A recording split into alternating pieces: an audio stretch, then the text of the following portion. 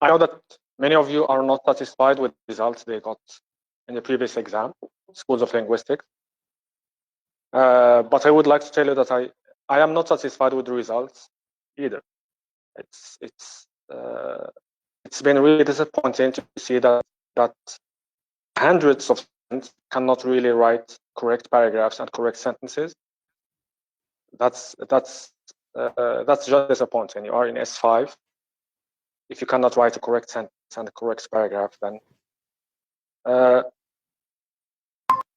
you are in trouble. You are really in trouble. And maybe there are no words to describe the situation. Normally, we are in what they call exceptional circumstances. So everything is exceptional, yet you have to study. We have classes. They are not face-to-face, but we have classes. We discuss everything in detail. While I was correcting your papers, I remembered how many discussions we had throughout the semester, how many things we have discussed, and then you see that tens of students copy the same paragraph from an online source or from the booklet as it is, though I warned you specifically against that. Rashida, Susi, could you please mute your microphone? Thank you. As I said, we have discussed lots of things, so not only you had enough background to discuss any of the questions that you were given. Yet, you choose to go for the most direct question and give the same answer, and that would not help you pass the exam. I am saying this because I want you to keep that in mind from now. Don't memorize what's written on the slides. Again, Fatim Zahra, then something. Okay. As I have said, I advise you from now, from day one, to take notes of what I say. I say we have what's written on the slides. It will be common. It will be the same thing that every student will have. Then you will have what we say, what I say, and what other students say. That should be the basis of your notes. If your notes come from that, using your own words, then you will not fall into the trap of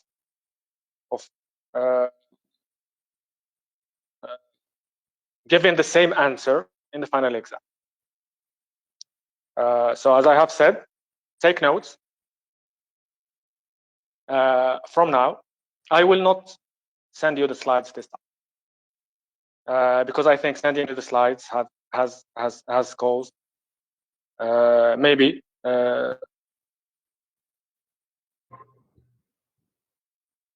has caused some of you to rely completely on the slides and has made you fail to rely on your own words, on your own analysis. So as I have said, I will not share the slides this time, and I advise you not to screenshots or take screenshots or copy the slides because they will cause you to fail. So take your own notes using your own words. Try to remember everything that was said, and that's how. If you memorize that and give that as an answer in the final exam, then maybe you will pass because it will not be similar to anything that anyone has said, but it will still be valid and correct.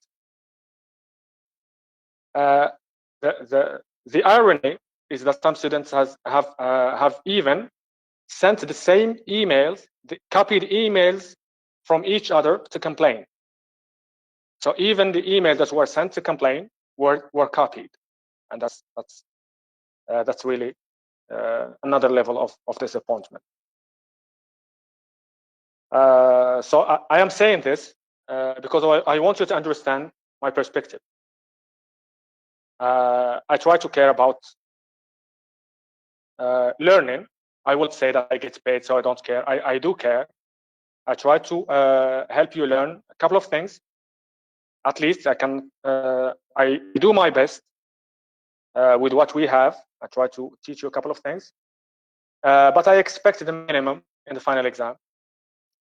So at least give me back that minimum. If you cannot really write one paragraph as an S5 or S6 student, you don't really deserve to get a BA degree. You will not be accepted in any master's program. You will not get any kind of job if you cannot write even one correct paragraph on your own. So I would say practice writing. We'll study a couple of things, then take notes, as I have said, then try to write whatever you get in the form of paragraphs and essays. You will probably be asked to analyze some sentences using the techniques that we will see in semantics and pragmatics. You will have to understand everything. Now, as it is your chance, if you don't understand anything, ask me questions now.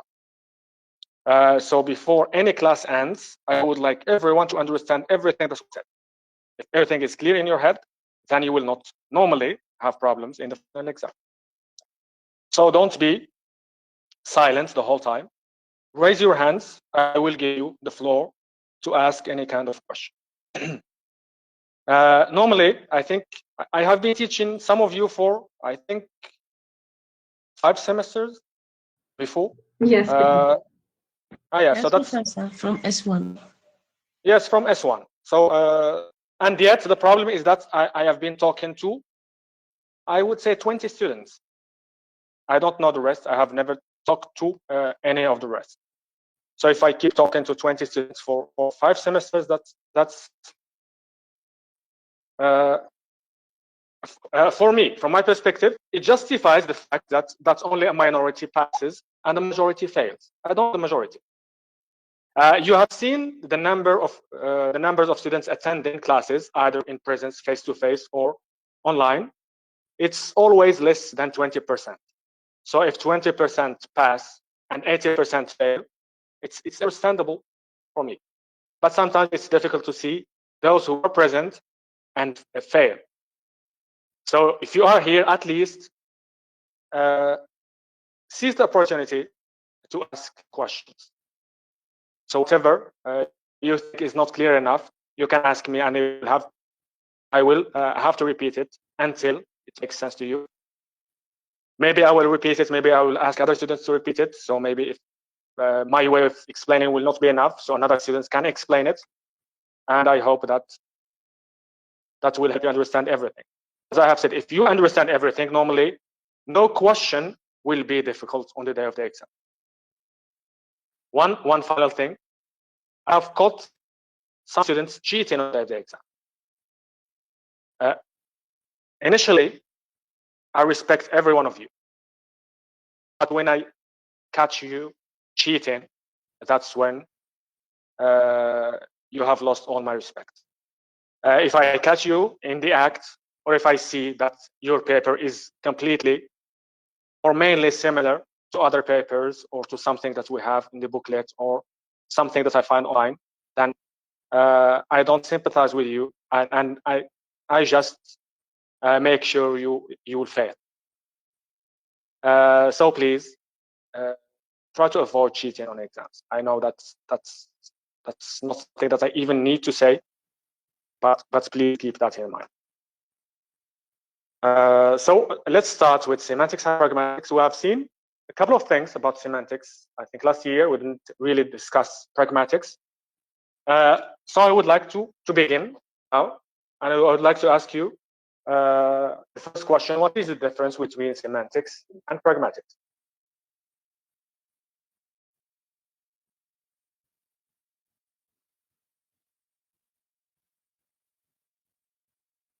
Professor? Professor? Yes, go ahead, Sliman. Semantics is the study of meaning of words or phrase or sentences in its own, in isolation. But pragmatics, it's the study of meaning of words and phrases and sentences in relation to context. Yes, that's basically it. That's a valid definition. So you know the general idea. That's what we will be doing.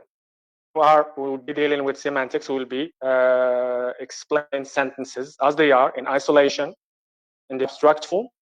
Then when it comes to pragmatics, we will go back to the context. If you remember from last year, we have said that we have studied semantics and not pragmatics. And I have given you the answer why. So why did we study semantics last year and not pragmatics? In Introduction to Linguistics. Professor? Yes, Liman? I think semantics is the first step that we have to understand before moving to understand pragmatics. We have to understand the meaning of the words in their own. Then we can shed light on the context of those words and phrases. Yes, that's one part of the answer. We need to understand semantics before moving to the level of pragmatics. That's one thing. Then, what we have said last year is that semantics is part of core linguistics, the main branches of linguistics. But pragmatics is not really part of the main elements of linguistics because it relies on what we have in the context. It's real society. So that's a different field. To study pragmatics is to study society, then relate that to linguistics. So it's let's say a combination of two fields. That's why we cannot really, it's not really part of pure linguistics. So semantics is pure linguistics. We deal with the sentence as it is, while pragmatics is something beyond linguistics. It moves to the context, it moves to society and culture.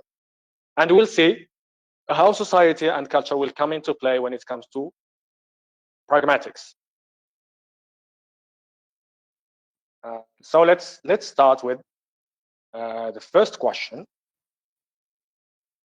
How do we understand each other as people? How do we understand each other? How do we make sense? By communicating. By communicating. How? Yes, that's normally the act itself. But how do we understand our communication? How does communication itself make sense? Yes? I said using the language. Yes, using language. Yes. And again, how does language make sense? That's the question. Yes, go ahead, Naima. Belonging to the same speech community, like in the same society. Even you can, Yes. sometimes Yes, you can communicate using body language, not verbal language. Yes. So you have hit the focal point to the answer of this question. Because we belong to the same society. Because as people, if you think about it, when I ask this question, how do you understand each other? What I am doing now is making noises. I make specific noises, and those noises make sense to you. That's what we are doing. That's how we communicate. So because we belong to a specific society and a specific context in general, now we are using a language that's not even spoken in our society, and we are coding and decoding messages. Some codes, because they belong to specific societies. We have discussed this in schools of linguistics and how do words get their meaning. So we're not going to go into that again. But the way it happens is that societies, in an arbitrary or conventional way, get to give each word a specific meaning, each cluster of sounds a specific meaning, and that's how we understand each other. So that's how we communicate. That's how we use language. Okay, so that's the first question. The second question is, do we always mean things when we say words?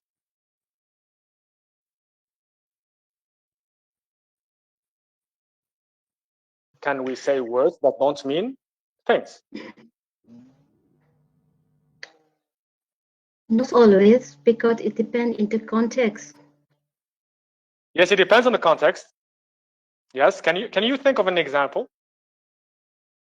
Professor, for example, Yes. the sentence let's eat kids. Like Yes. she's talking to kids, and if it is not written like using a comma to mean that she's talking to kids, maybe someone will understand it that they like want to eat kids. Yes. And I think we can actually eat kids. So it makes sense in this sense. I think cannibalism, and people have eaten other people in the past. So it may make sense. But I think there is a famous sentence by Chomsky. Does anyone remember Professor, ice Yes, go cream. on. Ice cream. There is Yes. a word ice cream. If you Yes. use just a word ice cream without using it in a sentence, some people, each one can understand it differently. For example, I love ice cream. It means here a noun. But when I say like ice cream, whenever I see a snake, here Yes. it is clear. I think, Naima, you are talking about ambiguity. You are talking in cases in which we say something and it means two things. Yes, Tamim. Please, Yes. please, I can see an example in Arabic. For example, العين, عين, عين. Yes. Yes. There are three meanings. For example, العين, source of water, Yes. and A's, Yes. and the two meanings. It depends of sentence. Yes. Yes. Here you are too talking about cases of ambiguity. When we say something and it may mean two things or more. But Yeah. sometimes Yes. we can say something that doesn't mean anything. If I am using just a different language, yes, Liman. Here we are talking about if we want to form a sentence, we can form it grammatically correct. For example, we have to put words, word after word, respecting the grammar of this language. But semantically, we can put randomly every word. Grammatically will be correct, but semantically will not be correct as far as they don't mean anything. Yes. Can you think of an example, Liman? I forget the example of Chomsky about green something. I forget this example. I know it, but I forget it. Professor, Yes, I think he says green. Yes, go ahead. Ismail. yes, green idea, sleep furiously. Yes, that's the example. So green idea, sleep furiously. That's syntactically correct. But if you think about it, it doesn't really make sense. The words themselves mean things, different things, but the sentence doesn't really make any kind of sense. So that's one way of doing it. And maybe if I say a word from a different language, it wouldn't mean anything to you. I don't know other languages, unfortunately, but I think if someone here speaks Tamazight, he would say a word that I will not understand. So for him, it means something. For me, it doesn't mean anything. And again, I can just combine words randomly and say something, and it doesn't really mean anything. So there are cases in which we speak and there is no real communication. That's the idea that we are trying to discuss here. So when we talk without communicating. In fact, I have seen that when correcting your exam papers, some students really say lots of words and they don't really make sense. So it does happen. Sometimes you don't really know the rules of the language. You can keep saying words and they wouldn't make any kind of sense. Now the next question, I think we have answered this one before. Do meaningful words carry meaning? So it is a word, it means something, but does it carry its meaning?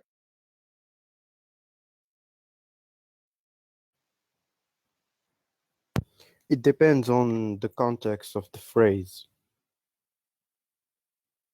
Let's say book. I will give you just one word, book. Does it carry its meaning?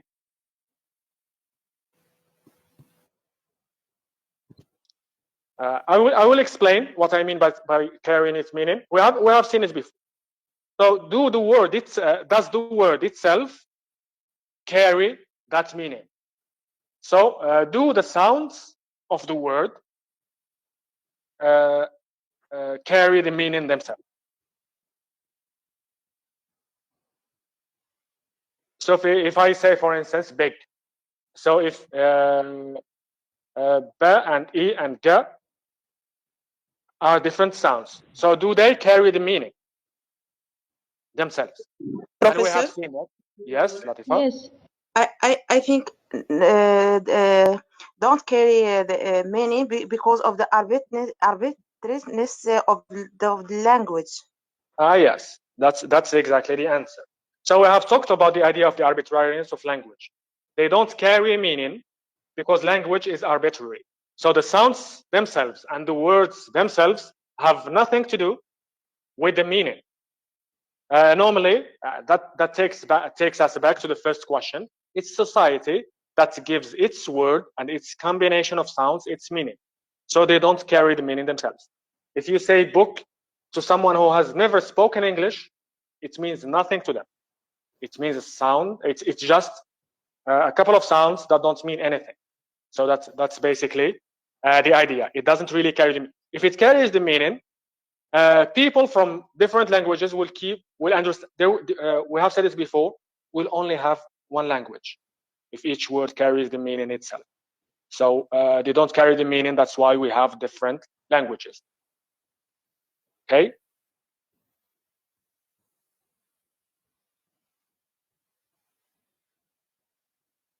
Can we express all our feelings and ideas in our language? No, Professor, that's Sometimes why we we can. need what is called body language to express more. Because sometimes Yes, words sometimes. Yes, go ahead. don't help. I said because words sometimes don't help. Like for example, if you want to like to express something emotional, maybe if I like move my hand, can I express more? Yes, sometimes we need body language and it helps us. But are there cases in which our language and body language are not enough? Sometimes, yes, Professor. We Yes, cannot can you give us an example, Khadija? convey the exact feeling. Yes, can you give us an example? Just think of something that we cannot really express. For example, if I feel pain, the other people cannot feel exactly what I feel, Yes. even if I talk about it. Yes, that's a very good example. Let's say Khadija has fallen on her knee and she is hurt. She will say, I'm hurt. But it doesn't really explain the feelings that she is having at the moment. She is hurt. That's all you know. That's all she can say. She can say it in different words, but you will never be able to really understand how she feels exactly. Professor, Yes, go ahead, Naima. also the feeling of happiness when you ask somebody, what is happiness for you? Somebody find it in health, somebody else in money, and so on. Yes. Yes, and so on. I think money makes everyone happy on one hand, but I agree with you. There is no real meaning of happiness. So happy to someone is happy is different. A temporary happiness, like not all of the time. Like you can feel it just one time, and the other you will. Yes, I get your point. Because I think even yes, go ahead. Yes, here. because sorry, I just wanted to add because it's fleeting and a subjective concept. It's a dream we eventually wake up from. Yes, we eventually wake up from the dream maybe of happiness, or maybe even the illusion of happiness, and whether it does or does not exist, that's another question. So it is completely subjective. When I say happiness, it means something to me, and it will certainly mean something different to you. When I say I'm angry, all people will say I'm angry, but the level of anger and how it feels exactly is different. When I say I'm disappointed, it's the same. I think while we are talking, you are experiencing different feelings. I don't know what kinds of feelings, but it happens. As long as we live, we keep have feelings and ideas, and I don't know it will be possible to explain those feelings. Yes, Liman? here we can talk about the other function of language, which is the function of poems and art and music. We can use this kind of expression in order to explain more what we really feel or what we really want to mean. I think that one reason of why arts are exist. Yes, that's maybe why arts exist. That's a very valid point, Sliman. If we think about it, sometimes we read in poems or hear in songs things that we have felt before, but we couldn't express. And then an artist comes and expresses that for you, and that's why you relate with that specific song or that specific poem, as you have said. So that's exactly it. They get very close to the feeling. They don't really capture it as it is, but they get really close to it, and that's why you relate. Yeah, Iman, you wanted to ask something? Yeah, even though when we can't understand the language of a song or something like that, we can feel it and we can remember something happened in the past, or so you can express something even you don't use the language you know. I didn't get this point. Maybe music sometimes. Yes, I'm referring to music. Yes. So sometimes we have some kind of sad music, and sometimes we can have happy music. It doesn't make sense that the music itself makes you feel sad or happy, but it happens. So there are some kinds of connections that are beyond the ability of language to express. Okay. Now, does every word or noun refer to something in the real world? What do you think? Sir? Yes, Nail? Not every word refers to something in the real world. For example, dragon.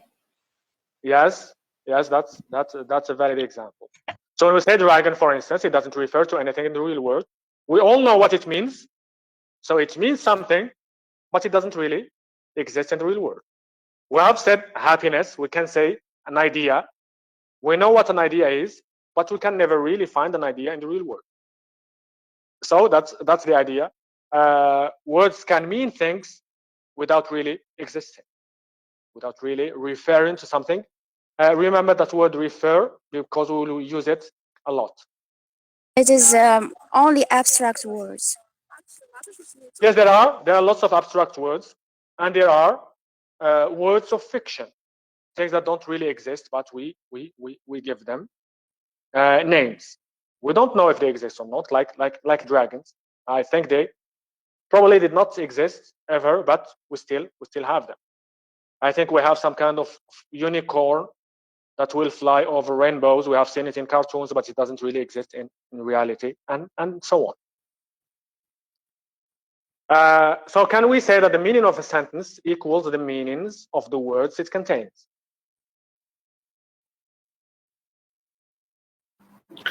Sir, no, it doesn't. Why? Because sometimes we can say something that we can use some words, but they don't have the same meaning that we want to say. Can you give me an example? Not just you, anyone. Yes.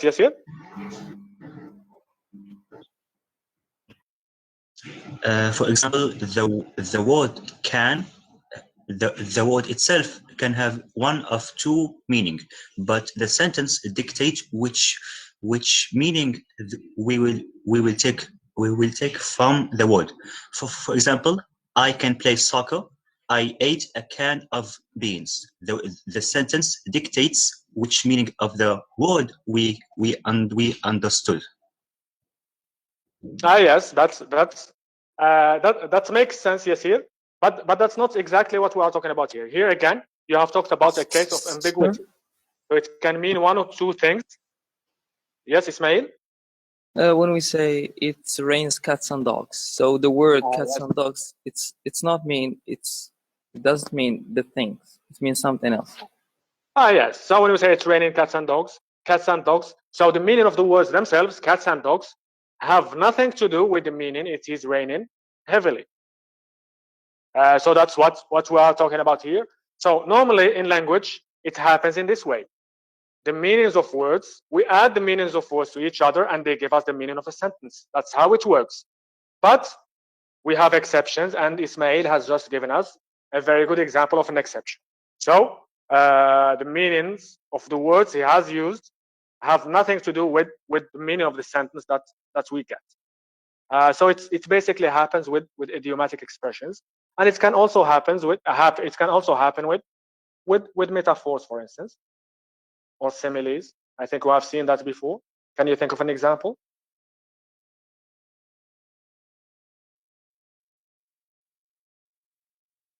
We can say, for instance, men are pigs. We can say women are snakes. For instance, I think I have used these expressions because they are used in the language, common expressions.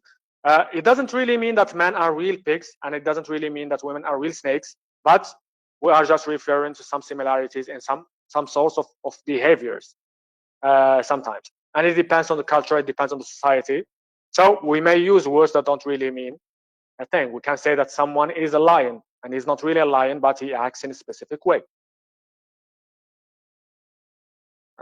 So sometimes the words themselves will add up to mean something different. So now we'll go back to the difference between semantics and pragmatics.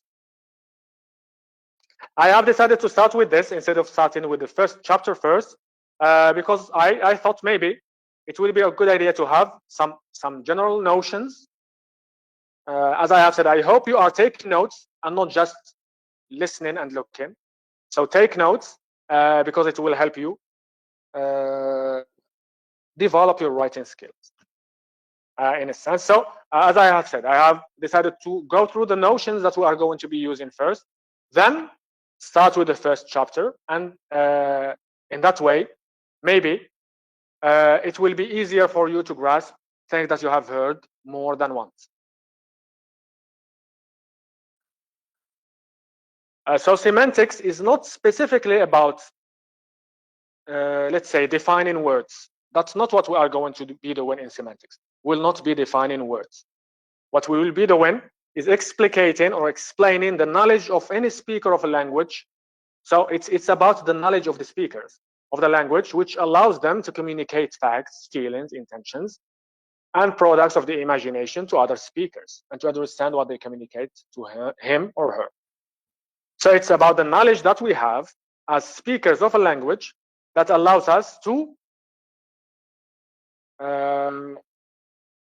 explain what we want to say what we want to say, and to understand what other people are saying. We can talk about facts, we can talk about feelings, we can talk about intentions, and we can talk about fiction, things that don't exist. We can do all these things. So this takes us back to the first question: how do we understand each other? So semantics is about that. Is about the way in which we understand each other. How do we use language? How do we understand meanings? Because as I have said, it's not definitions. It's not about defining words. It's about understanding words. Can someone tell me the difference between defining a word and really understanding its meaning, understanding what it means? Can you think of an example and use it to explain? Okay, let's not push you there. We will see an example, and I will get back to this idea of understanding and not just Professor, defining. I Yes, think Naimo? that's understanding the meaning is easier than defining the word.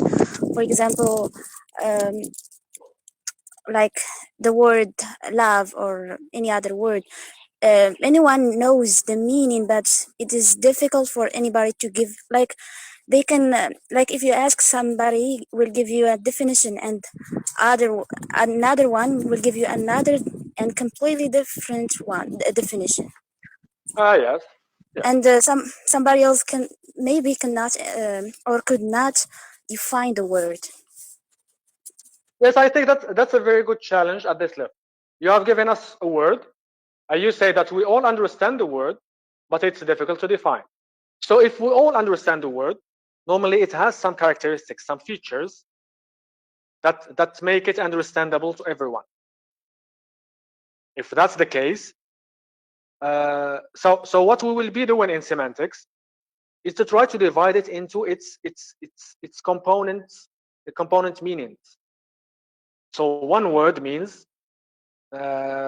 many small things. So I think if you think about love as a word, it's very abstract, it's very difficult to define, but it means a couple of things. Can we think of the components of the meaning of the word love? I think you have chosen a difficult word to define, but let's try with that. Can you think of a simple definition that will make it understandable to everyone?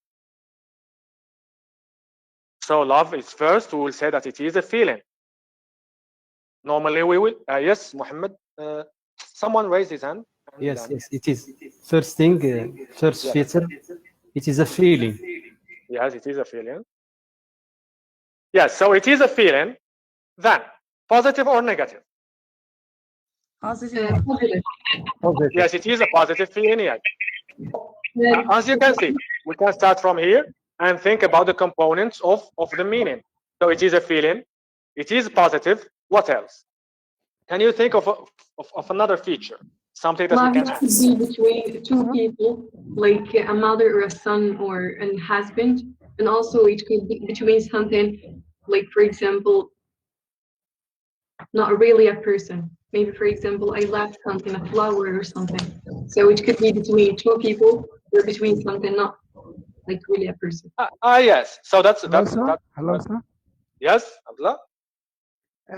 I would say it's a feeling that we feel when we are going to feel a feeling that we have never felt before. Yes, I think you have again said a sentence that doesn't make sense, as you have said. So what you have said is lots of words. I didn't really get concrete Okay, sense. I'm going to repeat. It's a feeling that we feel when we are going to feel a feeling that we have never felt before. No, not necessarily. It's not something that we have never felt before. I think we keep loving things from the day of our birth. We keep loving things. So it depends. Yes. Yes, here. And Khadija. I think yes, here I first. think it's I think it is a relative concept because the way we love depends on the way we've been brought up. For example, a child who lived in an abusive environment will always relate love to negative emotions. They think they will only be loved when they get ignored or abused, just how their parents treated them. Unlike a child who was brought up in a positive environment, who will relate love to being treated properly, just as their parents treated them. Yes, that's really a very good example. Yes, here I think you have touched on a very important point. The way we maybe we receive love affects the way we give it to other people. I think we have someone raising their hand. I think we have. Yes. I will follow the order. We have Haytham Ben Ziyan. Do you want to say something, Haytham? Sir. Yes, sir. I think, Yes? sir, I would say, simply, I would give a simple definition of love. I would say, it's being emotionally connected to something or someone, or the feeling of caring about something or someone. Yes. I think if we go in this way, we'll say caring about someone, worrying about someone. I will start giving it some as I said, elements that compose that word. Yes, we can go in that direction. Khadija? As I see it, love is a feeling that keeps us close to certain people and certain things. Yes, maybe a feeling that keeps us close to certain people and certain things. Yes, we can go with that. And finally, we have Asiya. Yes, Professor, we can say that love is a flagrant emotion of care, affection, and like, and respect. Yes, yes, we can go in that direction. Again, I will just move on because we have. Well, I think it's not something that's easy to define. I think where you have failed sometimes in your definitions is that some people love themselves, so you cannot accept that. Make it an exception. That's what I meant. So it is a positive feeling directed towards other people or towards yourself. Yet, if you think of this example, for instance, if I say I love to kill other people, and some people do love to kill other people, would it still be a positive feeling? That will be debatable. No, at all. We'll see. Yes, but we'll see how it works. Later, with maybe simpler examples, we'll see how meaning can shift, and keep that in mind. So it is concerned semantics. Going back to semantics. Yes, someone wants to say something. Fatim Zahra, yes. Yes, You want to say something? I think everyone will define a term in its own perspective. Yes, everyone will define it from his own perspective. So it is a very relative term, as I said, and it is really difficult to define. We'll see simpler terms, and they will show you the point in a more direct way. It is concerned with the language system that people have in common that makes them able to communicate with one another. We have seen that. So as people, as communities, as societies, we have a system that we use, a common system that we use to communicate with one another. Pragmatics is about the interaction of semantic knowledge with our knowledge of the world, and that's a difference. When we talk about semantics, we are talking about the language itself, the system that we have in mind that helps us understand what specific sounds mean, and that's it. While for pragmatics, it's this knowledge plus what we know about the world, taken into account context of views. So here, culture, society, and the context itself, when it is said and how it was said, mean a lot and have to be included. It is the study and description of how people actually use language in communicating. So when we talk about semantics, it's how we understand language. When we talk about pragmatics, how we use language. Keep these things in mind. As I have said, so if you think about it, I would like to test you from time to time on how to write paragraphs. So if I ask someone now to give me the difference between semantics and pragmatics without using these exact words, what will you say? If you were taking notes, based on these notes, can you give me a definition that's not written here? You can certainly use some words, but not all the words. Yes, Nahima? Semantics is the knowledge that we as speakers have in mind. We use it to understand and communicate with others. And pragmatic, it is like semantic plus the context, how we use this language and this knowledge in the context. Yes, this is what I understand. Yes, that's a valid definition. Yes. Iman's way. Professor? Yes. Sir? Yes. Can I talk? Yes, go ahead.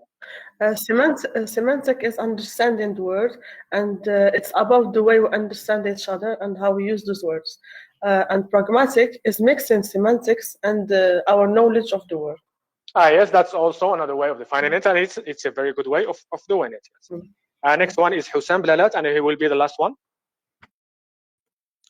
Semantics is the study of meaning. More precisely, it is the study of the relation between linguistic expression and their meanings.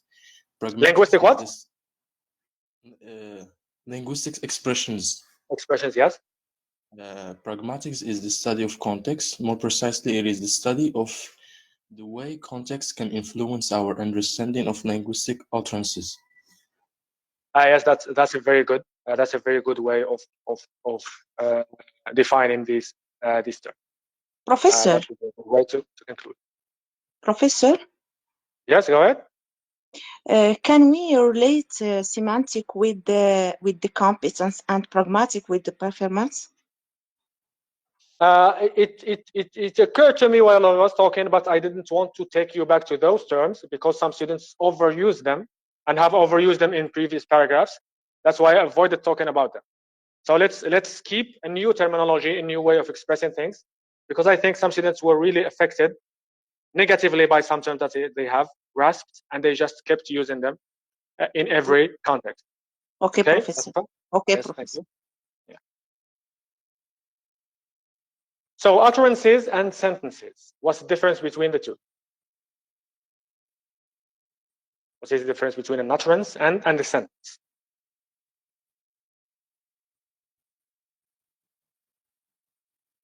Professor, may I answer? Yes, Khadija. Yes, go ahead.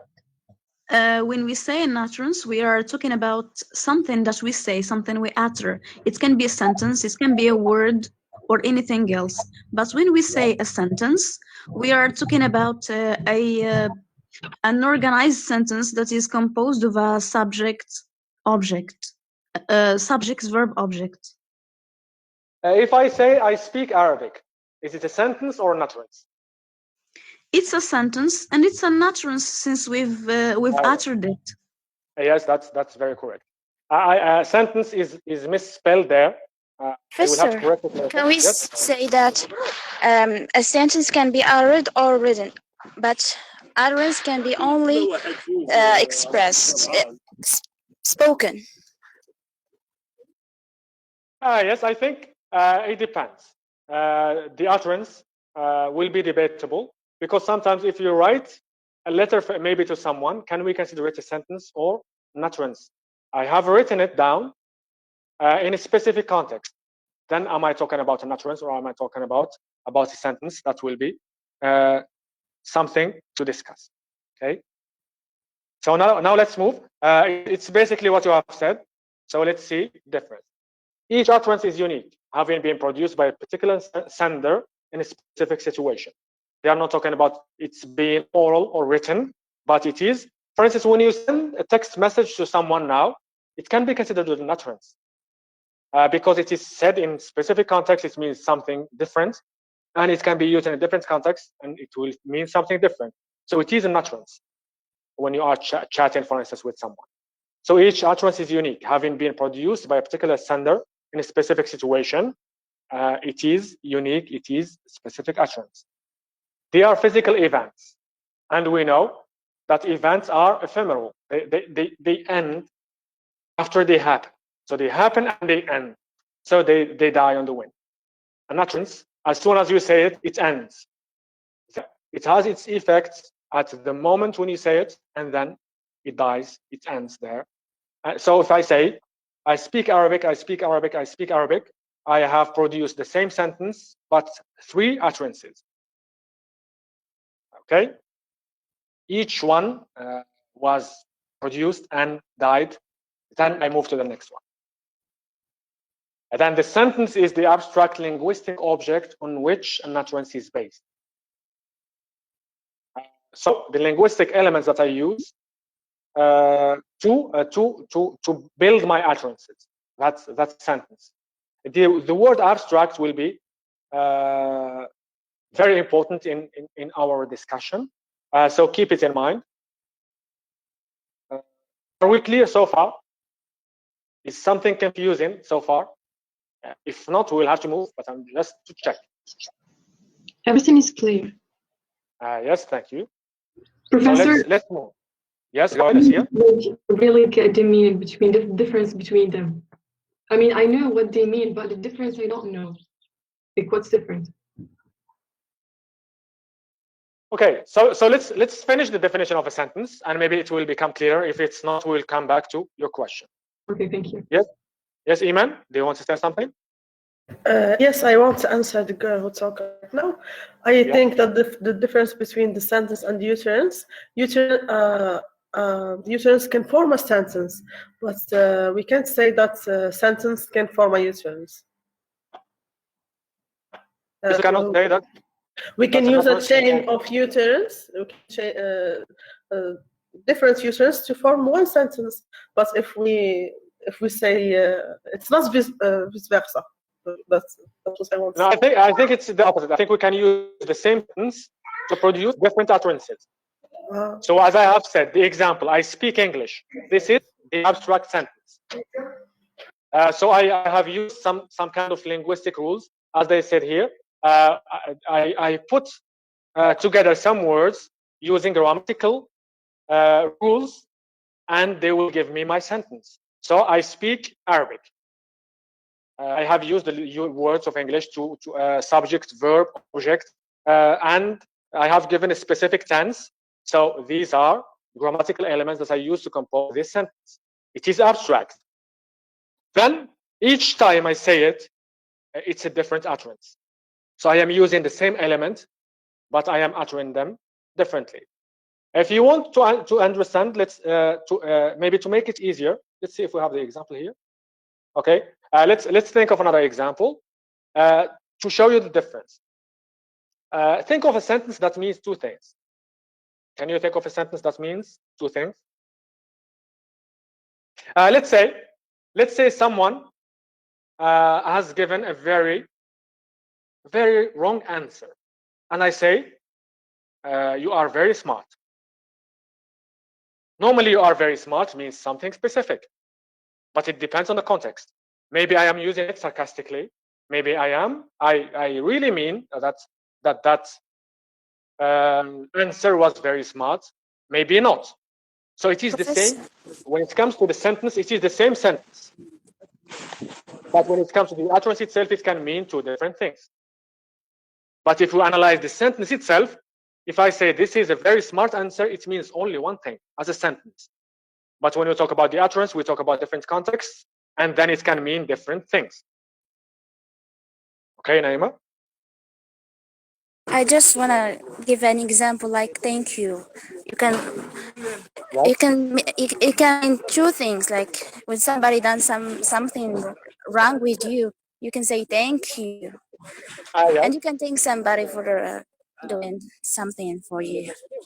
Yes, I think it happens a lot. So I would say maybe say I think what they call passive aggressive. You say something nice, but it implies something very bad.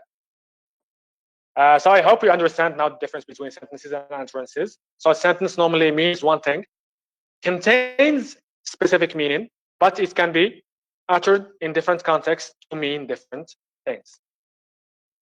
The essential difference between sentences and utterances is that sentences are abstract, not tied to context, whereas utterances are identified by their contexts. Okay? So pragmatics is the study of utterance meaning, while semantics is the study of sentence meaning and word meaning. Okay, I hope it's clear now. We'll see more about this. Our whole, let's say, section or course is about the difference between utterances and sentences. So we'll see that difference in more details.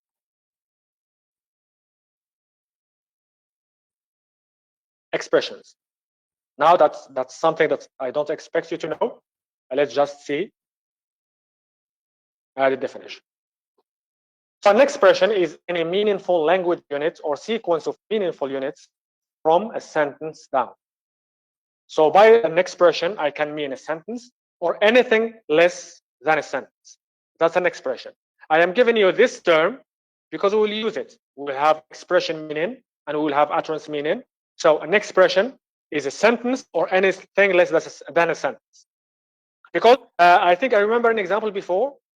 Someone said that a sentence maybe should have a complete meaning, while an utterance can be just a phrase or word. So to be more specific, we'll not be talking about sentences, we'll be talking about expressions. So the expression, be it a whole sentence or a word or a phrase or a clause, or even less, and then we have the utterance on the other hand. So it is a clause, a phrase, a word, a meaningful part of a word, such as the parts hopefully go together to make the word hopefully. So even the meaning of morphemes are expressions. They are added to mean something. Does it make sense? Yes, Professor, it is. Yes, okay. So we have propositions. Do you know the term proposition? That's very essential to the understanding of semantics. A suggestion. Suggestion. In a sense, yes, it is a suggestion in a sense, but let's see it in the context of semantics. It is the core sentence meaning. It is the abstract idea that remains the same, not tied to particular words or sentences. Can you think of an example? For instance, I want to tell you something. I have an idea in mind. I want to say it, but I can say it differently. So can you think of an example like that? Say the same thing using different words. Maybe just change the order of words, and you will be still saying the same thing. Professor? Yes? May I say something? For example, when we talk about language games, yes, we are meaning something, but we are saying something else. Like what?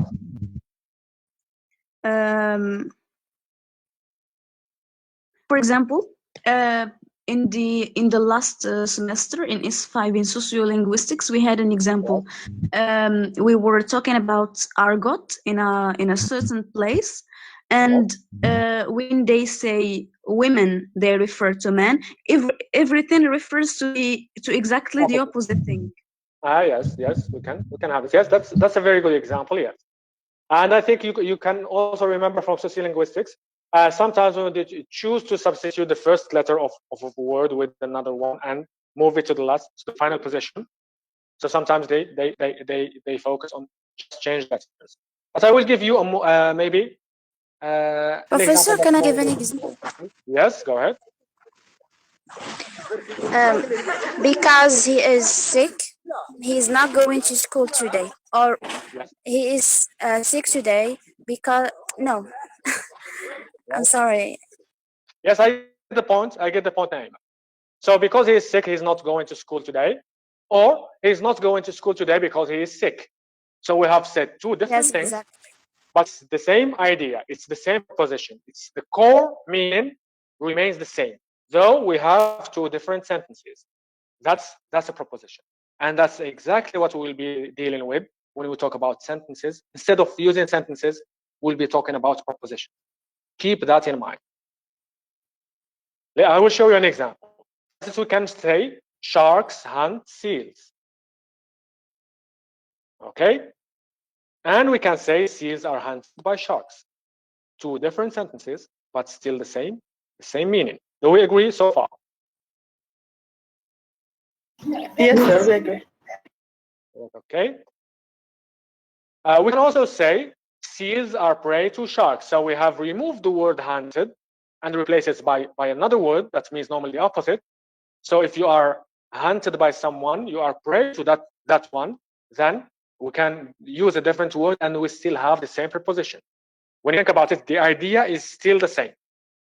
So when we deal with semantics, we try to extract the idea. We can say it in a completely different way, and it will be still valid. For instance, these things, whatever they are, chase and kill these others. The proposition is still the same. So we're talking about some creatures that chase and kill other creatures. We can replace these by anything and these others with anything, and use different words in the middle, and it will still be the same proposition. Okay, do we agree so far? Because proposition is a very essential word, keep it. Make sure you understand. Yes, Iman? All in all, we can say that propositions are the ideas. In a sense, we can say it in that sense. So it's the idea, it's the abstract idea that's always there. Yes. It's the abstract idea behind the sentence that we have. Okay, thank you. So now if you think about it, so we have moved, as we have said, we are not explaining, we are not defining words. We are trying to see how that works in our minds. So now, if you think about it for a while, we have moved a bit behind what happens, let's say, on stage. If it is a play, for instance, we are beyond the stage now. We see what happens in our brains if you think of it, to make a sentence, it's not just using the grammatical rules and connecting some words. It's thinking first. So we think, we have an idea, then we make that idea a sentence. That's what we will be dealing with in semantics. We are going to be discussing this idea of what happens in our brains most of the time to get the meaning. To do that, we'll start with sentences, then see how we can explain them, how we can make sense out of it, in a sense. And the only feature that all propositions have is that it's reasonable to wonder whether they are true or false. If you think about all the sentences, they can be true and they can be false. That's how we can judge them, true or false. But we can say anything that we want to say. The only judgment will be, is it true, is it false?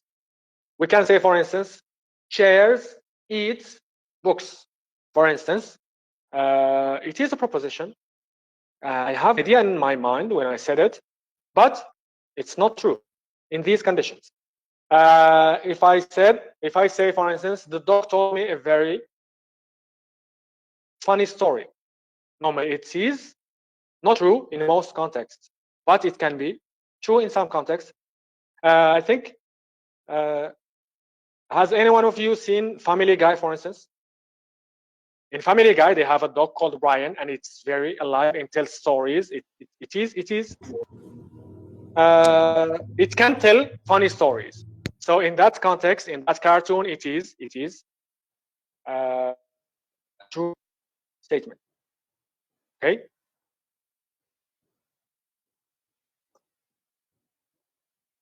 We have reference. We have mentioned the word reference before. We have said that not all words refer to something in reality, and I have asked you to remember the word reference. So we are going to deal with it in that sense. Words that refer to things in reality. We will talk about those words in the context of reference. So it is what speakers or writers do when they use the expressions to pick out particular. Let's see what. For instance, people. If I want to refer to particular people, I use the expression James, for instance. I have chosen a particular person. When I say James, so out of the category people, I have selected one person and I have referred to him using the word James. Does it make sense?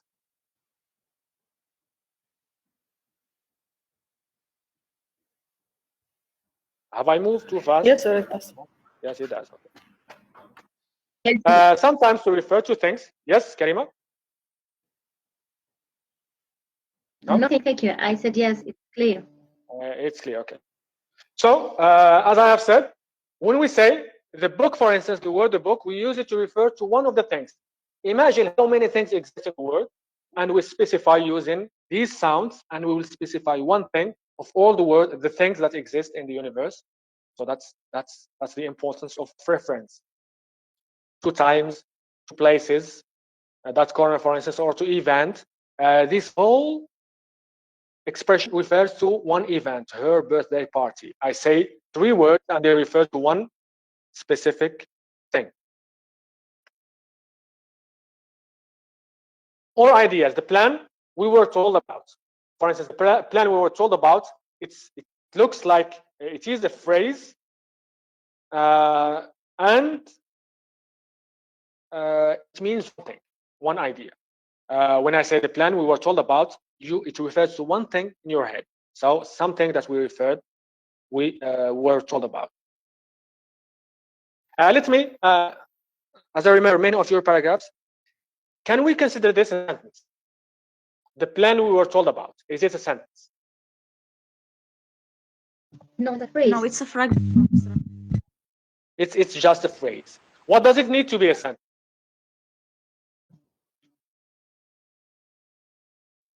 Can you make it a sentence? Some compliments or the. Yes, we should complete the idea. This Yes, we should complete the idea. Yes. phrase Yes? need verb. It doesn't convey any meaning. Yes, it needs a verb. It doesn't convey any meaning. It needs a verb. It needs a predicate. So, for instance, if we say the plan we were told about is good, now it is complete. But as it is not complete. It is just a phrase. It is just the subject of a specific sentence, so it needs more. So what we call referring expressions are everything that we have between brackets in the above examples. So for instance, James is a referring expression. So now let's slow down a bit. Reference is the activity. When I use something, a referring expression, to refer to something, this activity, this action is called reference. Okay? So this is reference, the act itself. The referring expression is the words or the sounds that I use. So the words, the plan we were told about, that's my referring expression. If I say 2007, it's 3 words and it is 1 expression. If I say James, it's 1 word and it is 1 expression. It is a referring expression. That's why we have defined expressions before. So what we use to express something is a referring expression. Okay? And then we have the relevant entities outside of language are called the reference. So the person who is James is a reference here. The actual book is the reference, and the last year itself, the year itself is a reference, and so on. So do we understand the 3 elements that we have? Can someone give me an example? So you will be doing a reference. Just tell me which one is the referring expression and which one is the reference. Give me an example of your own. Professor? Yes, go ahead, Khadija. For example, if I say Layla, Layla, yes. The girl is the reference and Layla is the referent expression. Yes, exactly. That's so. We understand each other here. So that's the act of making reference, using a referring expression to refer to a specific reference. Keep these terms in mind and try to define them in any way. Yes, go ahead. Yes, here. Same thing like Sinifer and Sinifer in same thing. Sinifer and Sinifer. It is the same thing like Sinifer and Sinifer. Signify. Yeah. In a sense, yes. Yes, in a sense, yes. But as I have said, we are using the terminology of semantics.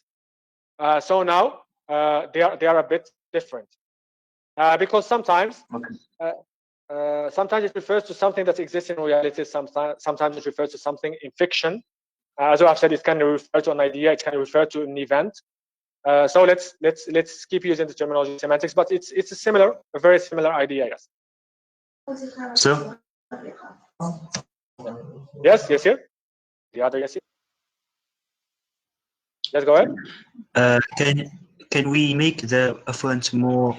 Can we make the reference more specific? For example, we know that James refers to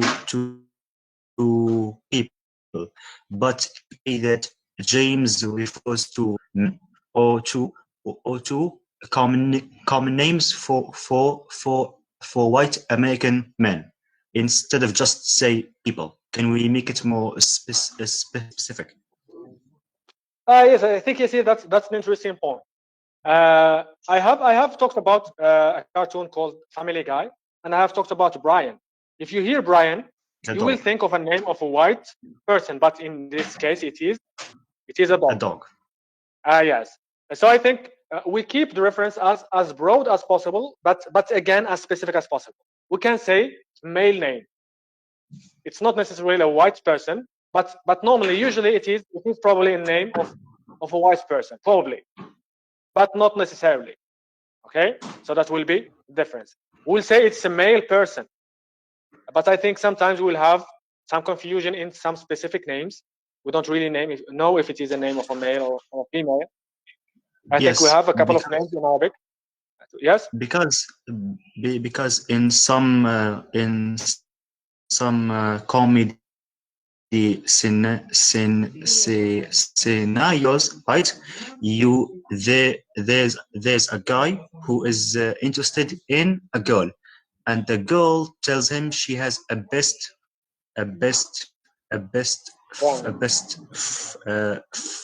friend, and when she tells him the name of that best friend, he thinks it's a guy, but then turns out that person was a girl who had a masculine name. Yes. So sometimes we cannot really specify if it is a male, if it is a female, if it is white, if it is of a different color. But we will see. We will see how to explain some kind of terms. We'll see examples, specific examples of how to do semantic analysis, how to get meanings out of words, how to avoid being too specific, and again to avoid being too broad in giving definition. Thank you, Sir. So we have the word denotation. I think you know this word. It's not specific for semantics. I think you know what it means. So what is denotation?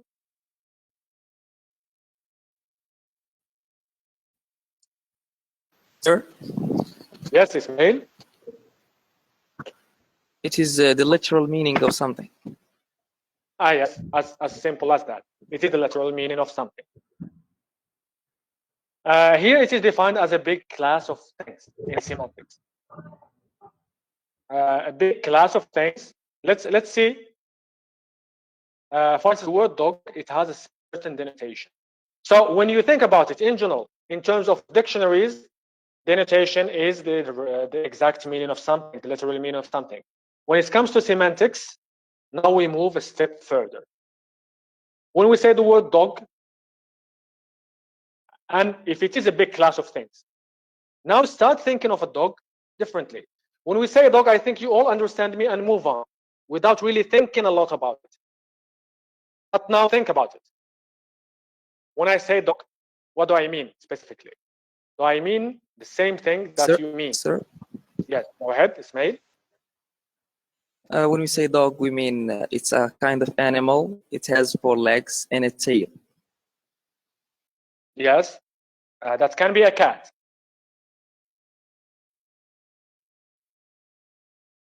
How would you make it different? Sir, it can be used as insults if we think another way.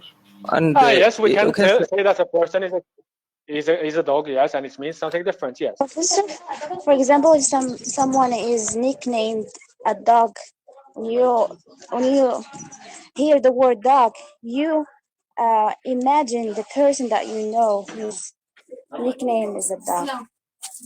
Yes, we can be talking about someone referring to him as a dog. But let's talk about the animal itself. I say a dog. Do we all think of the same type of dogs? Is there only one type of dog? No. Normally, there isn't only one type of dog. So I say one animal with 4 legs with a tail, as I think Ismail has said. But we can add more. Let's say that it barks, for instance, and we say it barks, and we are now absolutely talking about dogs. It is used by people as a domestic animal, for instance, for protection. It is used in hunting, and you know exactly what I'm talking about. But still, there is a large class, a big class of dogs. I can mean a bulldog, I can mean a chihuahua. Completely different types of dogs. So still, I have said dog, but if you keep thinking about it, it can still mean different things. So that's the denotation of the word. When we say it, I am just referring you to a class. Besides the word dog. Yes, go ahead. Can I give an example? For example, the word apple. Anyone, like, we can imagine it as a fruit, and we can imagine it as iPhone, mobile phone, or laptop. Yeah. Yes, that's also another example. So we can it can refer to 2 different, completely different things. Even when we say an iPhone, there isn't only one type of iPhone. I say iPhone and in a sentence and move on. You will not think about it. If I stop you, you will not really guess. You cannot really guess which iPhone I am thinking about. If I say just simply a door, I think each one of you has a door around them. So when I say a door, you think about that specific door. I think about another door, and the other person is thinking about another door. We have 140 people here. and I think we have thought about 140 doors. Yes, Liman? Sir. Yeah, I think Yes? we are as a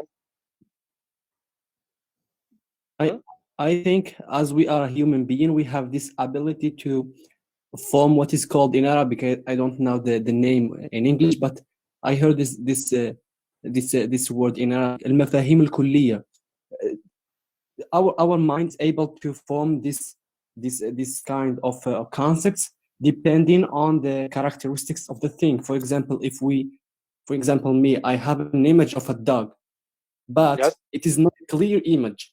It is an image, maybe a long dog, maybe a short dog, maybe his color is black, maybe. But our mind is able to form not a very clear image of this entity, but something like that. Yes, yes. So normally, as I said, we have a general concept, and that's what we have in a language. That's what the language will give us. And then you have to specify more if you want people to understand exactly what you want to talk about. I think Haytham wanted to say something too. Yes, sir. Sir, like for the word dog, like it's not limited only like to the animal. Like for example, we can use it as a slang, like to mean like an acquaintance or someone you're used to, like a friend or something. Yes. So it's not only limited like to like the animal itself. Yes, normally. So it means lots of things. But what we have in general in semantics is a concept of dog, which can contain lots of types of dogs. And let's go back to Brian from Family Guy. And it's another dog. It talks, it lives, it flies, it drives, it does anything. It does everything that humans do. So it is a different dog. But in semantics, when we get dog, we'll have to define it in a specific way. As we have said, I don't know if that's called a fur, but let's say a four-legged animal with a fur and a tail, medium size. It barks. It's used by humans for protection, for instance. Though when we say protection, if you think about a Chihuahua, it cannot be used for protection. So we'll have to be specific enough just to include everything, and then leave it to the specific context to define it more.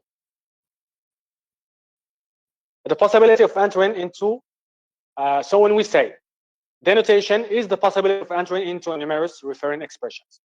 So we say dog in general, but it can be used as different referring expressions to refer to different things. Let's see examples. This dog is a Dalmatian. Here it is a referring expression that refers to specific types of dogs. This specific dog. So we know from the context which dog we are talking about in this referring expression. Then my children have just acquired a dog. Then we know it is more general than Dalmatian, but it is in a sense more specific because it is a specific dog that my children have just acquired. In a specific context, we will know which dog, but in general, we don't really know which one. So as we have said, it is a big class of things. It can be used in different contexts. Haytham has just given us an example of my friend, for instance. You can, I think, use the expression "hey dog," for instance, and referring to person. Several dogs were fighting over a bone. So here we are not talking just about one dog. We are talking about several dogs, and they can be of different types, of different. I don't know if we call them races or something like that. So fighting over a bone. So the same denotation, we are using the same word with the same denotation, but different referring expression. Okay.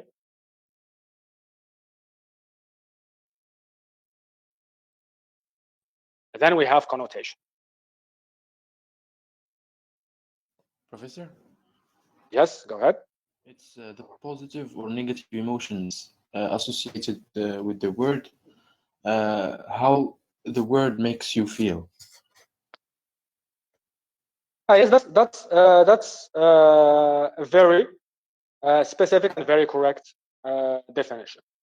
So it's how the word makes you feel, exactly. So how do you feel about dogs? How does a particular society value dogs? So let's ask you this question: how do you feel about dogs? And how does our society see dogs? Something positive, something negative? A negative view. Yes. It's normally a Negative negative view, view. Yes. Yes. Yes, Mohammed Arwi?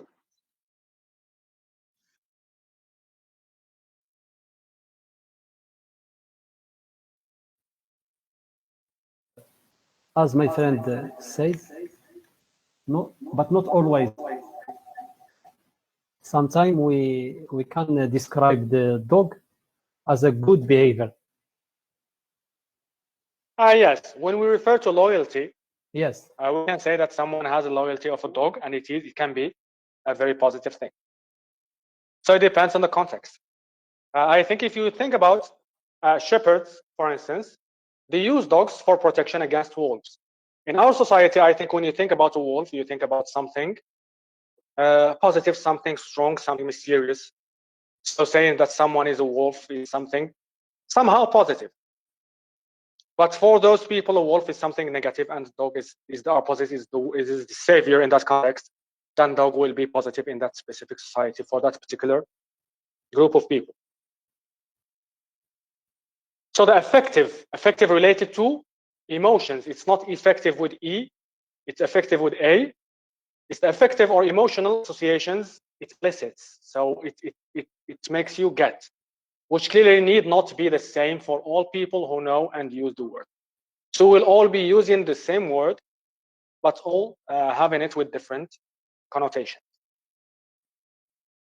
Okay, we all get some specific emotional association when we hear the word a dog, depending on the context. Someone who has a dog will see it as a very clean animal, a very friendly animal.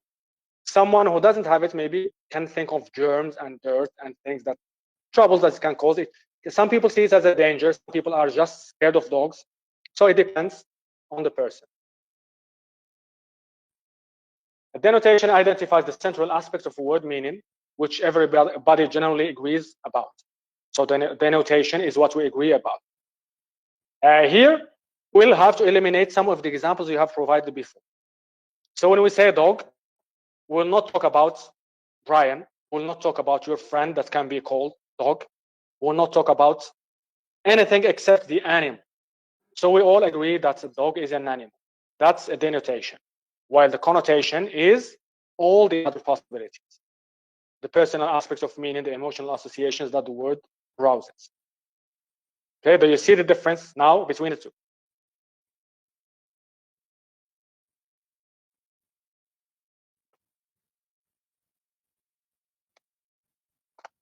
Okay, if you have a question, ask a question. If not, let's just move to the next step. Okay. Now we have the idea of compositionality. It's related. I think we have seen it last year, but let's just review the main elements. Semanticists aim to explain the meaning of each sentence as arising from. So each sentence gets its meaning from. On the one hand, the meanings of its parts. So let's say the words it contains. On the other hand, the manner in which the parts are put together. So the words that we have in a sentence, then the organization of those parts. If we say, for instance, I eat food, and then if we say food eats me, two different meanings. So the same parts and the organization of those parts, so the way in which those parts are put together is also very essential. It also contributes a lot to making sense. The meaningful part of sentences or of a sentence are clauses, phrases, and words, normally. And as we have said, the meaningful parts of words are morphemes. I think that concept is clear. So to understand the meaning of a sentence, the meaning of proposition, or the meaning of an utterance, let's remove utterances. The meaning of an expression, we will have to think about the elements that we have there and put them together in a specific way to get the general meaning. That's simple idea that we refer to as compositionality. Okay.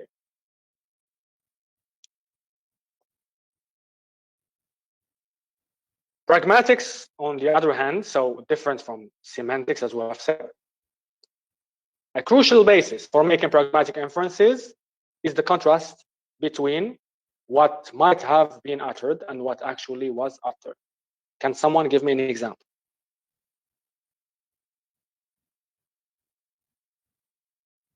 I have just given you an example. When I say, can you give me an example? Normally you can. You can give an example. But, so the question is not really valid. For instance, if I say, can I go out? You can go out, but you are asking for a specific permission in that case. Someone has raised their hand. Hussein Bilalet? Or have you just left your hand there?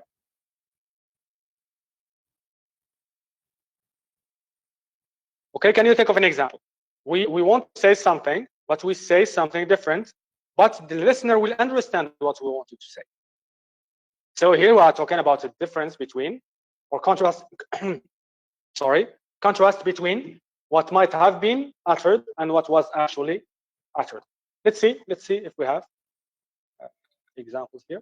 No, we don't really have examples. So pragmatic inferences called implicatures and explicatures occur all the time in communication, but they are merely informed guesses. They can be wrong. For instance, I think I have given you this example last year. I'm not sure about that. Yes. So can we say, for example, like an argot or something, like a language that is shared between like a group of people, like for example, like criminals or something? They may say something, but they refer to another thing. Like, for example, they want to rob someone or something like that. Like, so they use like different words, or but they actually like different sentences, which have like different meanings. They don't have like the exact. Yes, you have given this example. Yes, go ahead. I can't actually like think of any example right now, but like I think like it's something similar to yes, that. This situation has made me think of an example. I think you have heard it in movies. They say, "We'll have to take care of him." Yeah, exactly. Yeah. It means we'll have to kill him. Yeah. So it's the opposite. Taking care of someone means killing that one in the context of gangs, for instance. Yes, sir. In the language of gangs. So as I said, we'll say something and we mean something completely different. Professor, I have an example. May I say it? Yes, go ahead. Like, for example, in Morocco, in Moroccan slang, in Arabic, when we say خد visa, it does not mean he got a visa, but it means he was arrested. I have never heard this one before. Yeah, it's a slang. Yes, it's slang. Yes, so it's not from my generation maybe, but it sounds like something that can be used in that context. Yes, that's taking the visa means he got arrested. Professor, Okay, I will check. I will check this one. It's a very interesting one. I will check this one. Professor. Yes. I have an example. Yes, go ahead. If you eat all that food, it will make you bigger. So semantically, bigger in this sentence would mean larger than you are currently. Yes. So what's the other interpretation? If you eat that food, like if you eat more than you are eating, usually you will be bigger. So there is a semantic relationship here. I did not really understand this one, Hussein. Can you please explain it differently? I understood only one thing. If you eat, you will get bigger. So it has only one meaning. Yeah, it's pragmatic relationship. Yes, you are talking about the relationship between the first part and the second part. So if you do this, you will get there. Yeah. Yes, it will be. But I think it's something a bit different. In the analysis of pragmatics, it's not maybe the discussion of cause and effect or the pragmatic relation between what you do and what will happen to you. It's somehow maybe getting the meaning from the context itself. We'll see another example, maybe a more specific example, but we will deal with 3 stages of interpretation. As I said, what I am doing today is giving you the basic notions.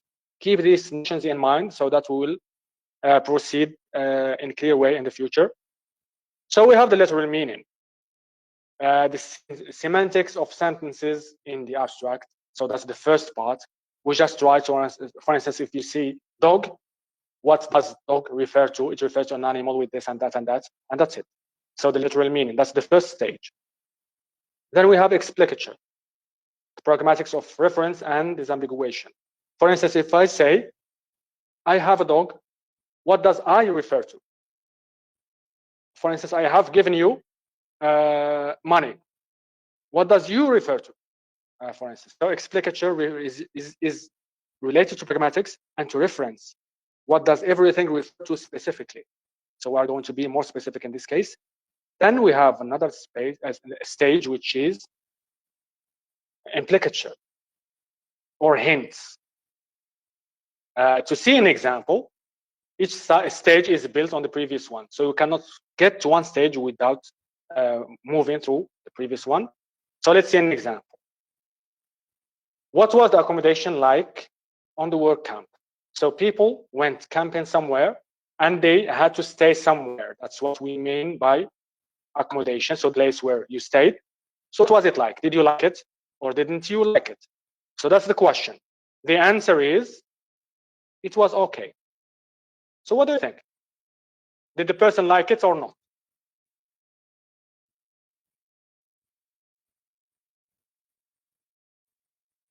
Here, Yeah, but not very much. Yes? It's fine. I mean, not that much. Yes, it is not that bad in a sense. So maybe it is bad. Normally, I would expect if you like a place, it was great. It was very good. But said it was okay. So it has different interpretation. If we what you have done is defining the word okay, and you said it was fine, it was not bad. So we have defined the word itself. But in context, it can mean. So the answer was not all that good. Hey, so it wasn't so it wasn't really that good.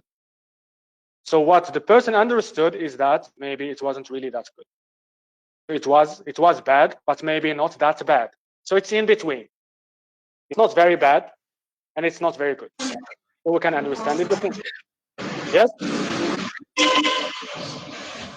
So, because the absence of one side does not mean it is automatically filled by the other side. So the absence of bad doesn't mean something becomes naturally good. Good. Yes. Normally that's a very good way of looking at it. Yes. So if I say if it's not bad, it doesn't mean it's good. It's just not bad. We say in Moroccan Arabic it's better than nothing. So many things are better than nothing, but they are not really that good. If you are hungry, you can eat something that you have never eaten before, something that you don't like, but it's better than being hungry. It's better than nothing. It doesn't mean it is good. So in a sense, this expression is something in between. I think you have heard this example before. I may have been the one who told you this example sometimes in the past. For instance, if I say 50% of the students are good, you will get somehow a positive feeling because I have said half of you are good. But if I say 50% of the students are bad, you will get bad connotations. You will get the bad meaning, the negative side. While in reality, I have said the same thing in both cases. If I say half of you are good, it means that the other half can be bad, probably bad. But you will get depending on what I have said.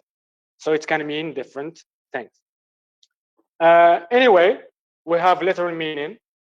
The first one, we just try to understand the word. So it refers to something specific. We don't know which thing. Was means the past, and okay, it means not good and not bad. I am just explaining them in probably the wrong way, but just to show you the example. Then in explicature, we can say that it refers to the accommodation specifically. Then in implicature, as you can see here, it was understood as it's not something that's very good.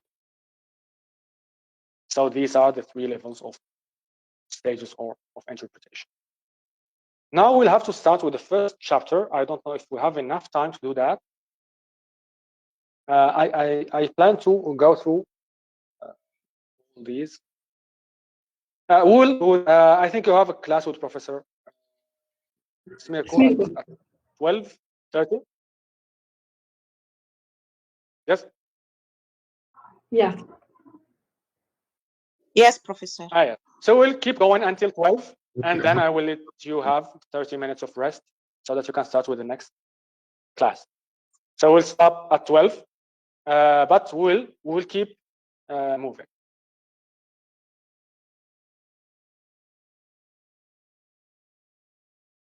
Okay, I don't know if it is a good idea to start and stop. We'll just cover this slide. It will be the last slide. We'll discuss the ideas in it. Simple ideas. I think it's just the introduction of the chapter. So what is meaning? Based on everything that we have said, what is meaning? As a general concept, what is meaning? Professor? Yes, go ahead, Khadija. Meaning is the idea that we understand. In a sense, yes. In a sense, yes. Professor? Sir, meaning is the way people convey words. Yes, go ahead. Can you please repeat? Meaning is the way people convey the words. The way people convey words? Yes. Yes, maybe you can say that, maybe. If I ask you about the meaning of life, can you give me an answer? What's the meaning of life? So, It is an abstract meaning.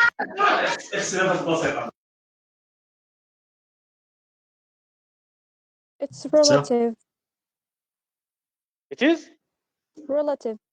Relative, yes. Yes. In what sense? We are all alive, so what is the meaning of life? Everyone has his or her own interpretation of life. Yes. I just wanted to hear some examples.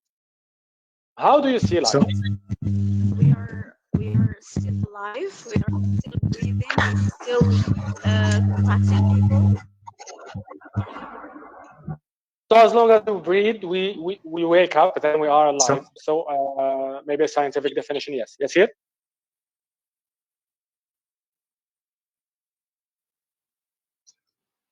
Some people see life as a tragedy, others as a comedy, and some as without end, and those who believe in reincarnation, it's just one cycle after the next. So it's a very subjective concept based on one's experience in their own life. Yes, that's a very good way of seeing it. So for some people, it is for each one, it is a different thing, as you have said. So you have provided some very good examples. I will not maybe repeat them. So when we talk about semantics, so that's meaning in general. We can talk about the meaning of life. If you punch someone in the face, it means something. If you kill someone, it means something. If you are a politician and you say something, it means something. If you write something, it means something. If you say something on Facebook, it means something. If you remove your Facebook account, it means something. If you start something on Instagram or I don't know where, it means something. So everything we do means something. Professor. However, meaning. Yes, go ahead. And if you did nothing, it means something. Yes, doing nothing means something. Silence means something. When I ask you and you are silent, it means that you don't understand. You just don't want to say it. So everything we say means something, and everything we don't say normally means something else. So meaning in relation to semantics is the meaning of words and the meaning of expressions or propositions in relation to semantics. The meaning of an action is what we have just said: killing someone, doing something, not doing something. It means something. So what sense it makes or its purpose. So what's the purpose of my action or lack of action? It means something. It has a purpose. People will understand something when I do it or when I abstain from doing something. Then is semantics the study of meaning? What do you think?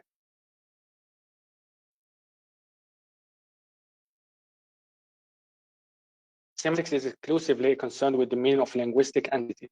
So it's not about the study of meaning in general.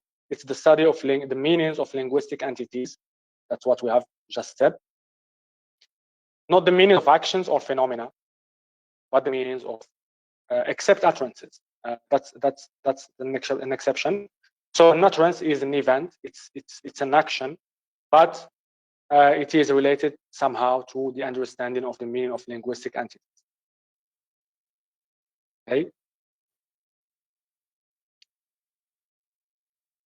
Okay, we'll not. I think we should not discuss the levels of meaning. And I think you have. Let's discuss how we are going to proceed in this semester, in what's left, so that we agree on some basics. So I would like you to participate in what we'll do now, so that we make sure we are all on the same page the whole time. So you will be responsible for everything we say here. Normally, you were given chapters to read. Chapter is 16. The first chapter is 16 pages long. We haven't started it, so you will go and read it at home. For those who haven't read the chapter, try to understand everything there. That's normally how it works. Then, if something is not clear, you come here and you listen to the discussion. If it's still not clear, you ask questions. What do you mean by this? What do you mean by that? So that's we understand everything in those chapters. Normally, I get the main points here in the slides. But as I have said, don't copy the slides, don't copy sentences as they are in the slides, or statements or expressions as they are in the slides. Because if you do that, I will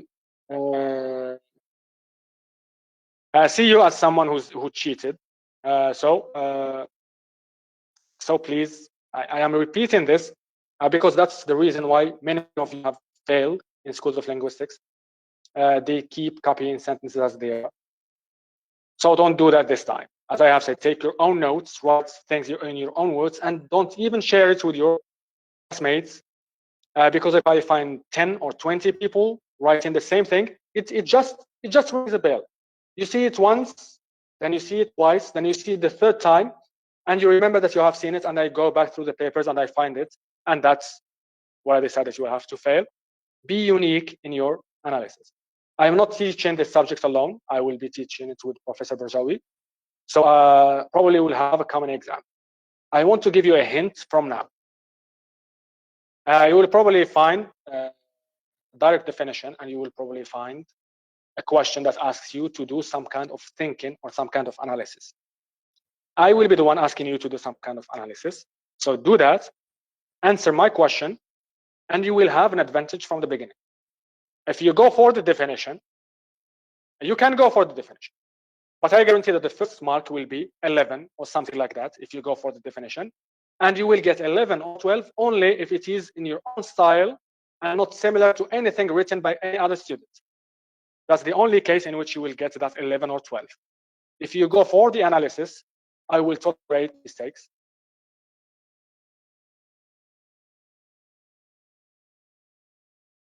You are trying to do the analysis in the correct way. I hope that makes sense. I will be teaching you how to do the analysis of specific sentences, specific forms, using specific techniques.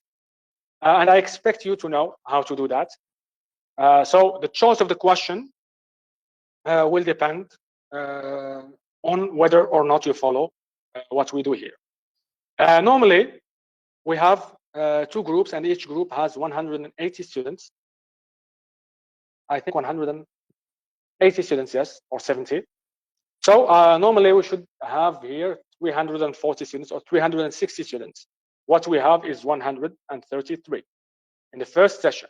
And I am sure I will have less students in the future, but I advise you to attend all classes and to keep taking notes and to keep asking questions, because that's my job, to explain everything that we have here, especially on the slides. The question will be something that we have covered here, so you are responsible for everything we say. If you understand it, you will not have to memorize it. Normally my questions will be about something that you will not be required to memorize anything, just remember the main notions, and you can normally deal with any type of question. If you think that's not fair, I would like to hear it now. I would like to hear your opinions about this.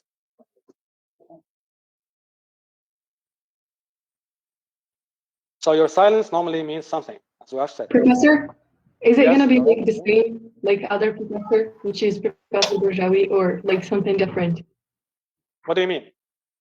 I mean, when it comes to chapters, Yes, what about them? like it's gonna be the same thing that you are teaching and he can like teaching. No, we are teaching the same elements. Normally the same elements. I am trying to give you maybe more than he has given you. Maybe more details, not more elements, so more detail. I would say, if you understand what we are doing here, it will help you understand what he is doing, but in more details. So even if you have to write a paragraph, you will get more details, I think, here, because the chapters that I'm using contain lots of details. And I think you know this. The more details you get, the easier it will be for you to understand the general idea. So if you go to answer the general question, it will be easier for you, maybe a question of definition or something like that. And if you go for the exercise, it will also be easier for you. But basically, we'll be dealing with the same thing. We'll be dealing with meaning. We will be dealing with lexical relations. We'll be dealing with. You can look at the names of the chapters that I have given you, and you will notice that they are all the same elements. Okay. Sir. Difference in details. Yes. Sir, for Professor Borjawi, he gave the other group a play to analyze, the play of Waiting for Godot. So are we going to have the same thing with you, sir? Or No, I will not going. No. Okay, thank you. So as I have said, you will see. I think I have sent you the contents of. I have sent you the documents and the contents. No. Yes. No, sir, I didn't. Yeah. Just one document. Yes, there is in the classroom. Yes. I intended to. Yes, two documents. We have semantics and pragmatics, and we have contents. So I have sent you two documents. Yes. You can compare the contents here and there, and you will see that we are on the same page. So the same elements, but different ways. As you have said, maybe he has relied on the play to start with. So everyone will go in his way, but basically the same thing. Normally, you will learn how to move through the same stages of semantic and pragmatic analysis. So that's basically, even if done in different ways. Okay. Professor. Yes. I want to ask you a question. Does every professor correct his students' paper? I mean, in the exam. Most of the time, yes, but sometimes there are exceptions. I will tell you exactly what happens. Normally, for instance, I have groups 5 and 6. That's why we ask you to write the name of the group there. So I check, for instance, the students in a specific room. I will see that the majority is from group 5 and 6. So I take that envelope, I correct it. But sometimes there are some exceptions. Sometimes we have, for instance, 90 students from my group and 10 students from another professor's group. So when there is some kind of minority from one group and the majority from the other group, it's taken by the other professor and corrected. So that minority will be corrected by another professor. Sometimes it's 50-50. and in that case, just one takes them, and the other does not. We will try this semester to maybe separate the groups. I will try as hard as possible to separate the groups so that each professor will get his own students. But sometimes it happens, and as I have said, that's normally a bit problematic in some cases. So professors correct in a relatively different way. But I will tell you something: if you write a correct, genuine a piece of writing, all professors will give you a good mark. So that's something that we can all agree on. So prepare yourself for, let's say, correction by anyone, depending on what you will do. As I said, students from my groups, normally groups 5 and 6. Yes? Sir, but this is unfair for all the students. Yes, as I have said, it happens to a minority in a sense. And I agree with you. It's a bit. Yeah, yes, go ahead. Unfair. I think that's what's happened with schools of linguistics. I've written yes, as I have said, sometimes. Yeah. I wrote a good paragraph about the Prague school. I'm sure that it was good, and it was all my own words.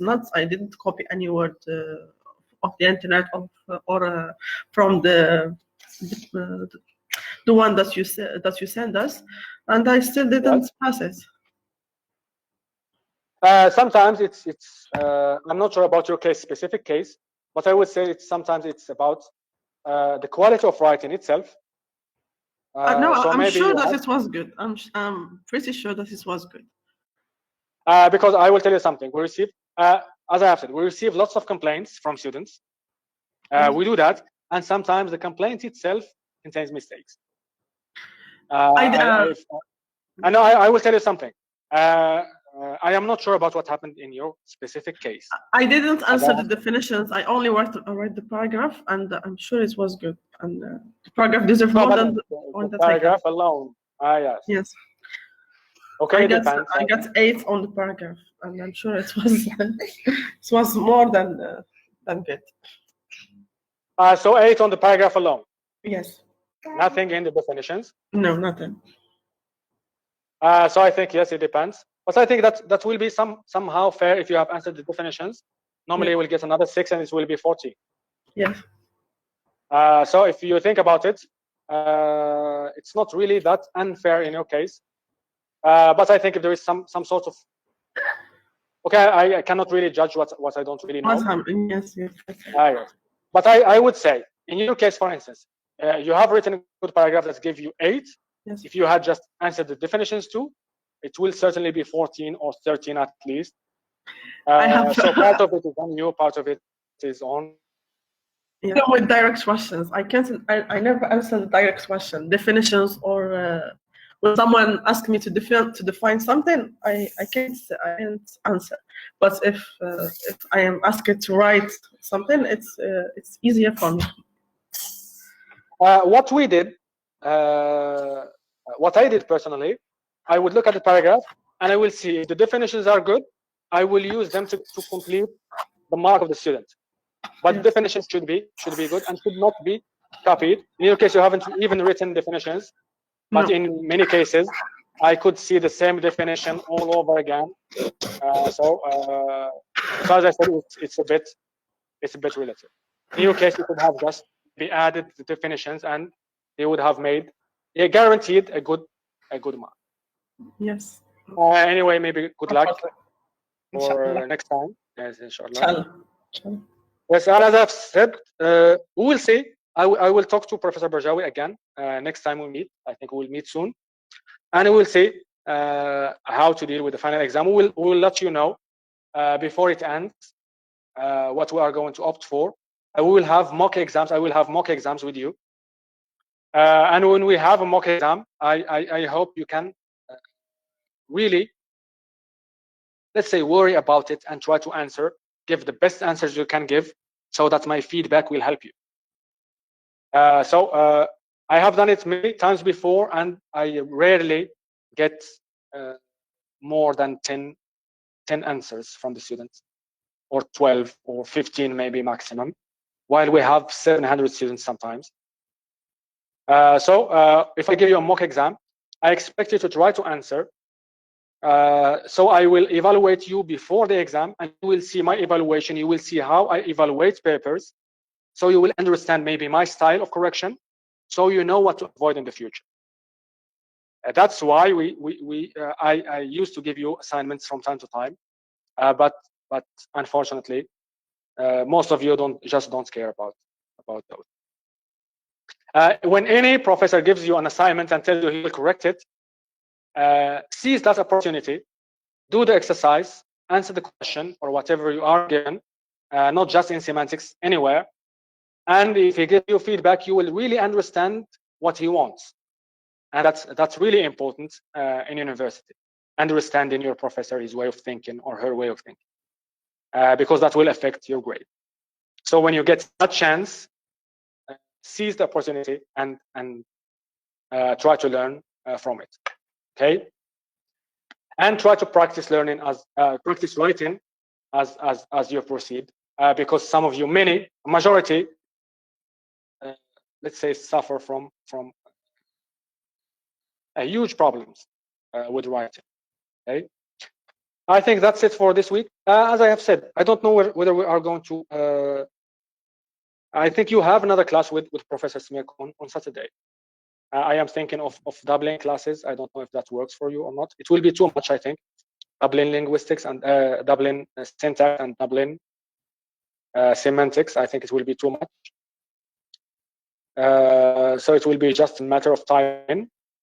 Maybe instead of 2 hours, we will have more. But I think in Ramadan, I should not wake you in the morning. So it will have maybe to move to another day. What do you think? Should you move it to the afternoon when Ramadan begins? No, sir, I think it's hard for the Yes, it's afternoon. a good idea. Sure, it sounds great. Okay, as you know, I will give you another poll again later, and I will see how you vote, and we will go with that vote. I think the majority will go for the afternoon, but I will see how it works. The problem is the day. Do you have anything on Friday? No, we have So far nothing on Friday. So I think we will have to move it to. Yes. I'm not talking about personal things. I'm talking about things at university. So if you don't have classes on Friday, we can use Fridays, the afternoons probably, maybe at 3 or something like that. So from 3 to 5, you are not extremely tired. I think most of you will have just waken up a couple of hours before. So I think we can move it to Fridays, but let's wait until the beginning of Ramadan to decide that. I think I have just 1 week before Ramadan. Yeah. Yes. Just 1 week. Just 1 week. So I think maybe I will tell you maybe next week from Friday. We'll start on Friday to get used to the new plan. That's one thing. And please read the chapters before the classes. If you do that, things will be very easy for everyone. We cover 1 chapter every week. So go for 1 chapter every week. It's less than 20 pages. Read it. Try to explain all the concepts. Try to understand everything. And see you next week. I will send you a message soon to tell you if it is the same timing or Friday. So see you soon, and have a good weekend or week. Thank you, Professor. Thank you, Professor. Thank you. So, Yes. so we have, so we